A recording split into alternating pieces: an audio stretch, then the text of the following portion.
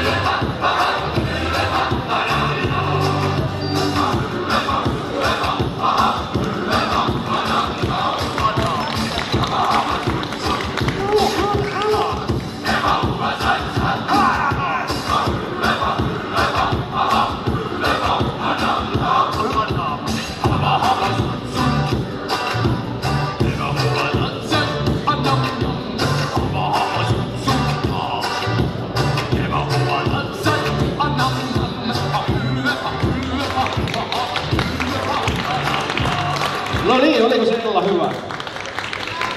Olit kuulemma hyvä, aivan loistava. Otetaan sulta noi pukineet pois päältä ja nyt sä tulet oikein verosti sieltä pois sinne lavalta. Ja tää kun oli TET-jakso, työelämään tutustumisjakso, niin tästä saa palkkionkin, tuu vielä lavalle hetkeksi. Meinas lähtee karkuun jo. No niin, hei, mikä sun nimi oli? Ella, muistit vielä, hyvä.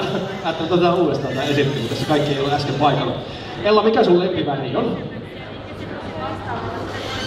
Musta ei joko vaaleanpunaisia käykö? Mikäs sun lempieläin on? Tiikeri, no mä teen koiran sulle. Tiedätkö sä, Ella, mikä tämä on? Mato! Ei pöhkö, tää on ilmapallo.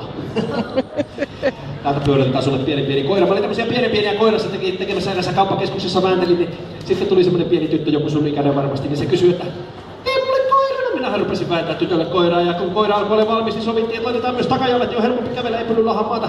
Ja takajalat kun oli valmiina, niin sen jälkeen tyttö ystävällisesti kysyi, mitä maksaa? No eihän se tietenkään mitään maksanut, mutta kun oli kauniisti kysynyt, ajattelin pyytää, että no annapa pusu taikuri siellä poskelle, tiedättekö mitä tyttö sanoo? Isi maksaa! Ole hyvä, Ella, oikein mukavaa lauantaipäivää, mene varovasti lavalta pois. Näin. Kaikki